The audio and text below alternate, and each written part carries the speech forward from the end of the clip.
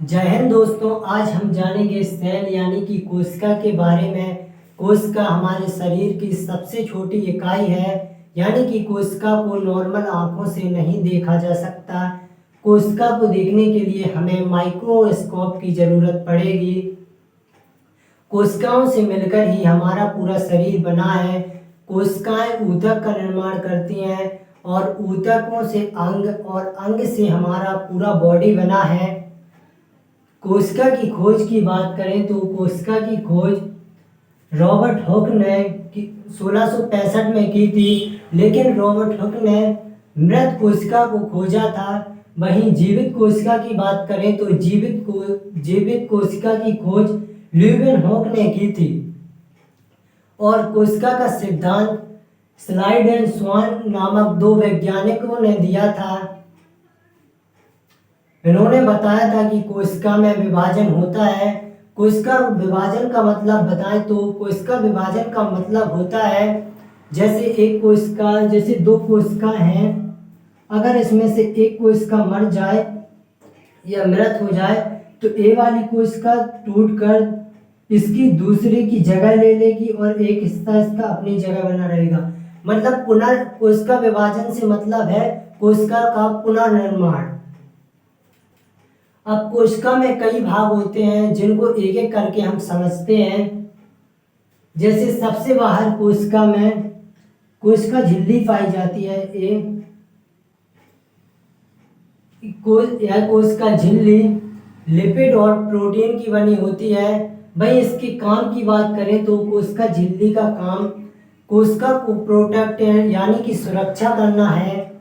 यह कुछ पदार्थों को अपने अंदर आने देती है और कुछ को बाहर जाने देती है। सभी प्रकार के पदार्थों को अंदर नहीं आने देती है और इस तरीके से कोशिका की सुरक्षा करती है। वहीं गोल्जी काय की बात करें तो गोल्जी काय कोशिका में परिवहन का काम करता है, यानी कि जैसे किसी भी पार्ट को ऊर्जा की जरूरत है, गोल्जी काय ये है, यानी कि किसी भी पार्ट को ऊर्जा की जरूरत है तो ऊर्जा पहुंचाने का काम, या कुछ किसी भी चीज की जरूरत है तो परिवहन का काम कौन करता है? गोल्जी काय। परिवहन का काम कौन करता है? परिवहन का काम कौन करता है? गोल्जी काय या गोल्जी बॉडी। गोल्जी काय ये करता है परिवहन का काम। वही लाइसोसोम की बात करें तो लाइसोसोम में एक एंजाइम पाया जाता है।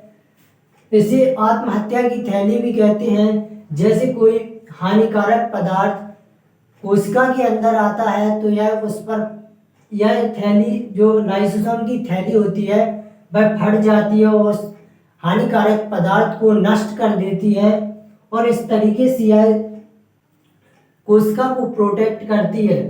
तो लाइसोसोम कोशिका को प्रोटेक्ट करता है हानिकारक पदार्थों से।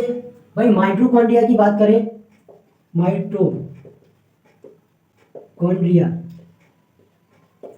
तो माइटोकॉन्ड्रिया में हमारे भोजन का ऑक्सीकरण होता है जिससे ग्लूकोज का निर्माण होता है और ग्लूकोज से हमें ऊर्जा प्राप्त होती है, यानी कि हमारे पूरे शरीर में माइटोकॉन्ड्रिया द्वारा ऊर्जा दी जाती है। इसीलिए इसको पावर हाउस ऑफ सेल यानी कि कोशिका का बिजली घर भी कहते हैं। वहीं कोशिका द्रव की बात करें, कोशिका द्रव एक तरह का जेल टाइप का होता है जो कि कोशिका के सभी भागों को अपनी जगह व्यवस्थित रखता है। अगर यह ना हो तो एक दूसरे में यह भिड़ जाए और कोशिका डैमेज हो जाएगी। इसलिए कोशिका द्रव इन सभी को व्यवस्थित रखता है और केंद्रक की तरफ आने वाले हानिकारक पदार्थों को भी रोकता है। तो कोशिका द्रव क्या करता है?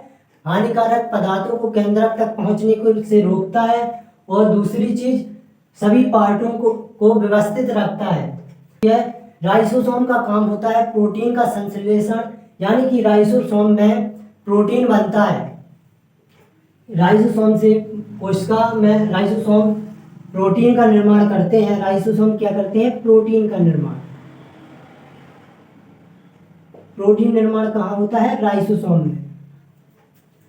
गोल्जी का हो गया। अब केंद्रक की बात करें तो केंद्रक केंद्रक कोशिका का सबसे महत्वपूर्ण पार्ट होता है। जिस तरह अपना ब्रेन है उसी तरह केंद्रक भी कोशिका में काम ब्रेन का काम करता है, इसलिए इसे सेल ब्रेन ऑफ सेल कहते हैं। केंद्रक ही कोशिका विभाजन करता है। केंद्रक का क्या काम है? कोशिका विभाजन। केंद्रक